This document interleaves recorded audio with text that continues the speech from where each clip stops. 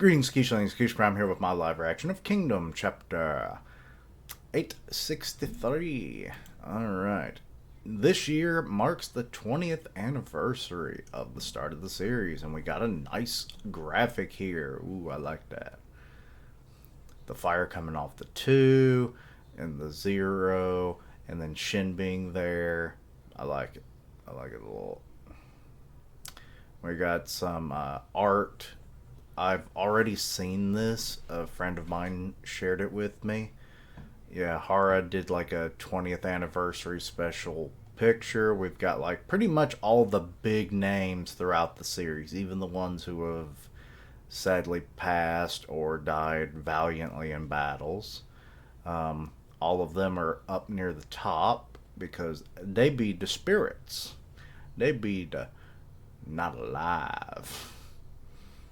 But it's all good. Okay, so we got what you got, Jin? You got your arrow and your enemy's arrow heading out of in all this chaos. I lost it. Where is it? And they both dodged. Okay. Waging his seat in the 10 bows, Seikon accepts Jin's challenge. Both archers' arrows tear across the battlefield. Alright, why does it look like it hit him, though? There's like something sticking out of... He's like, ah! What? Did he get hit? Jin! He did get hit. When did the second arrow happen? Are you okay? I'm okay. It didn't hit any bones or vitals. It just hit my flesh. My bones are fine, so I can keep shooting. Well, I can try, but with just that, there's no way I can beat Seikon. Windstrung, Foreseeing, Haze. Each technique is flawless. So I'm assuming... Okay, we know the Windstrung is kind of the one that, like, darts off from the side. Foreseeing is, I guess, seeing how, it's in the name. For seeing the shots and being able to evade. Kind of like observation hockey. And then Haze, I assume, is what just happened. So Haze might be kind of the counter to foreseeing, or to foreseeing, where it like obscures the arrow so that it can hopefully make a shot. In terms of technique, you have far surpassed your younger brother, Shojin. But you are still no match for Seikon. Yes, arrogance is only so high when you start saying your own, or you start saying, talking about yourself. God, why can't I talk? Talking about yourself in the third person. That'd be like, hey, Kishin was a reactant. But what he didn't know was that Kishin was about to hit 1 million subs. And I was like, no. It's not going to happen. But also that definitely, no. You will not be just as 2 others were. Shotan's arrows may have escaped my side, but that was all. As I thought, it is the same as before. Nothing has changed. The scenery may change, the people may change, but the killing never ceases, and to say that the flickering flames of joy and sorrow within such chaos is precious? Utter drivel. He just sees all the people that have ever died in war. This is merely deceit. Used to incite people to war. Can you truly claim otherwise, Roboku? Okay, so this is furthering their discussion that got him back onto the battlefield after who knows how long. You say it is found in the middle, but that means one cannot see it while within it. If you read every text from a mountain while residing within it, do you truly know the mountain? When my bow reached its pinnacle, as did my eyes, which see the arrows. And that is when I understood that the role of those on the battlefield never truly ends. I only return to the battlefield in order to deepen my understanding, No different than running in circles. Okay, we're seeing the various battlefields. We see Tan. As I thought, there is no path forward for anyone, Raboku, and yet you. What? What's going on? Not yet, I see. Okay, so he sees Jin stringing another bow. Or at least, not another bow. What is it when you, like, put the arrow on the bow? I don't know. Just like Shotan, there is a near impregnable. Or. Yeah. No, that's not impregnable. And, perceivable air now around Shojin. What is this? I see no new technique, which means this is something outside of technique. I reject this. Okay, he strings, or good lord, why do I keep wanting to say string? That is not this word. Um, he reaches for another arrow. Are you okay, Jin? Ah, Seikan's already drawing his next arrow. Drawing. Jin! I can't win against Seikan with technique. To beat Seikan, what Tan said. Do you remember what Dad said? But Tan said, the dad said, the mom said, that the wife of the next door neighbor said, who once said, my grandmother said, that the dog lies to everyone. He is God.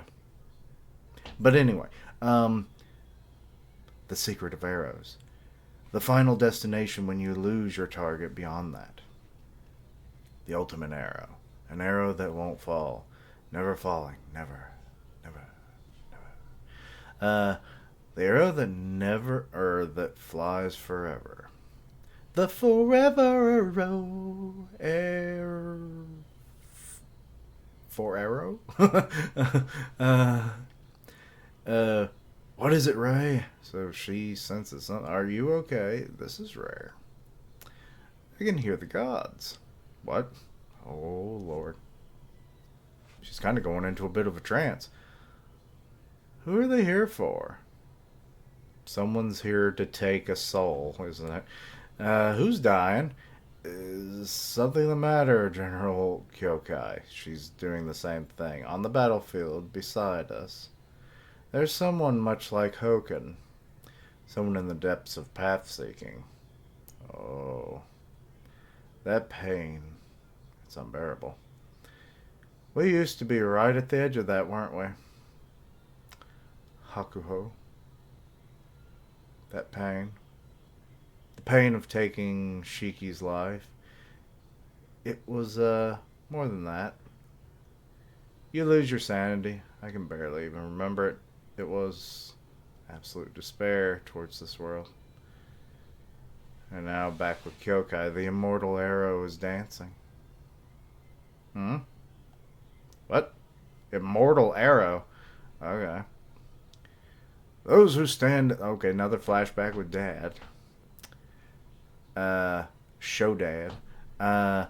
Those who stand at the pinnacle of the bow achieve beyond eyes that can see arrows.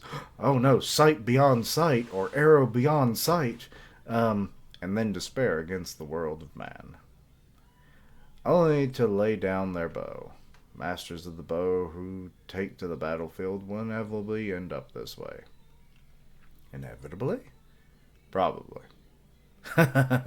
Probably, because look at my old ass. You realize that even if we continue to kill for 500 years, nothing will change in this world, and there is no path beyond this.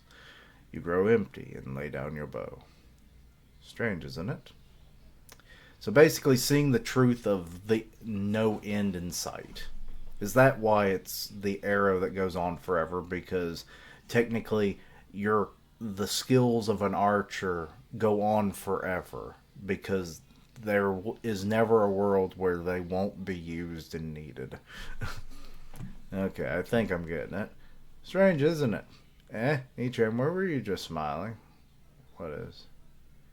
The world of man becomes empty because of resentment, and resentment is anger towards others. Anger that they don't follow your laws. In other words, it's from arrogance. Elegance? Be quiet, Tad. Daddy's talking. I don't really understand all this complicated stuff, but is it really a bad thing to worry about other people? I'm saying that those who have mastered the path to the point where they realize this must take care not to let their spirits break. Do you truly believe you can save the world all by yourself? If you can hear the voice of the heavens themselves, I bet they'll say, just who do you think you are? Da-na-na. So you're saying just live just for yourself? No, that's not it. If you find yourself standing on the ultimate ground, those flames of joy and sorrow, the good and the evil, without despair, accept it all. Okay, so essentially, live for the world. Don't despair because the world doesn't change, but always keep going, maybe? Is the philosophy here? Like, strive for a better world, maybe. Okay, so he dodged another. He dodged it! Observation hockey. He missed. What? My forcing failed. Oh, so forcing isn't for dodging, it's to see where your target goes. Okay. So kind of aiming for where your target goes. Accept it and move forward, that's all. But what if there's nothing beyond that? If you think there isn't, there isn't. But if you decide there is, then there will be. Shooting at a target on an invisible path. Right. With all you've got. All your heart and soul, young lad. But if that invisible target is too far away, then the arrow will fall before it reaches it. When that happens, pass the arrow on to the next person and have them shoot. Okay, so I was understanding this. The arrow isn't an individual, it's the art. If you do that, it will fly forever. That link is history. That's what Dad heard from his master, the ultimate arrow. He shot, but I cannot see the arrow. Oh shit. Da-na-na! He got struck in the chest. Say it with your chest now, Seikon. Say it with your chest. Anyway, Seikon-sama. I'm fine. It was merely a flesh wound. It was merely the top of my shoulder. That is not the top of your shoulder. It's like hitting him right here. That ain't no top of no fucking shoulder. This man don't know anatomy. But I was unable to grasp him, nor his arrow. If one day you find yourself facing someone standing at the peak of the bow, remember what your father told you today. Those who stand at the top sees how their enemy thinks and how they feel. The skill strips those away. Oh, it's true. When Tan drew back his last arrow, there was an instant where it was hard to sense him. An expert doesn't see with just his eyes. He's right. That's why with White Shadow you can hit any opponent. You can't see using just your intuition. But I can't think in a way that disrupts Seikon's senses. I have to force him to fall under my rules with just my thoughts. Just believe in my arrows. So now we're kind of getting a little bit into Conqueror's hockey with this. Manipulating someone's will and intentions. And think that. This arrow will fly forever. He shot. But again, I see nothing. This is certainly a technique, but a technique unknown to me. Absurd. Yet somehow this young archer with his minimal experience. The arrows are the gods. The gods that faded away so long ago. That technique, is it even older than I am? Has it been flying forever? From a world before even me? Everyone just kind of just there. The one who strayed from the path was me? No.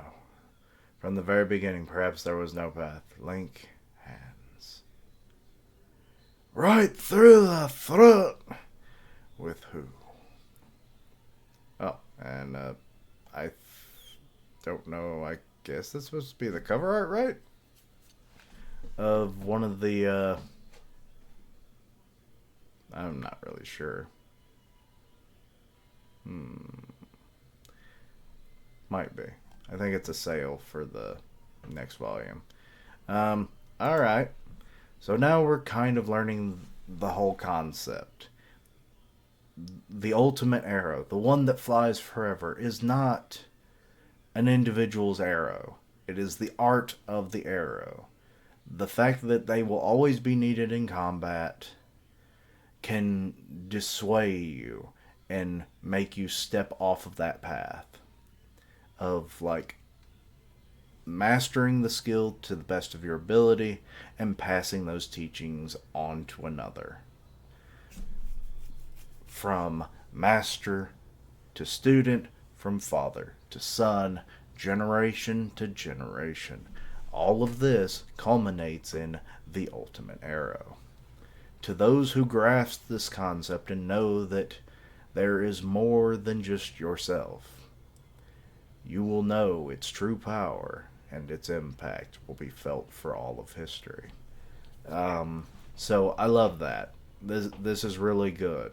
And the fact that Tan also kind of helped Jin get to that understanding, because he didn't really get it back then as a child. So Jin was the one kind of figuring out and questioning it. But Tan, I guess, kind of figured it out. So that's kind of cool.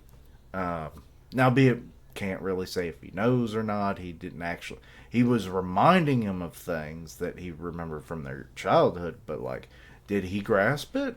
I mean, him being younger, and they were kind of young in that flashback. So, But overall, very good chapter. I very much liked it. And Seikon seems to have fallen, so a new Ten Bow has risen. A new bow has been strung, and it is made of mahogany. But anyway, so yeah, Jin might now make the frickin' Haishin unit more prestigious than it already was. We'll have to wait and see, of course. But yeah, also the fact that Tan himself, if he survives this, like he took on one of the Timbos and survived, and then his brother defeated said Timbo and became a Timbo. So it's like that's some prestigious shit. So yeah, good on both the bros. But let me know your own thoughts and opinions. Anything I misunderstood, please let me know down below. Links down below for all my socials. And as always, later days. And until next time, Keishlings, winter is coming.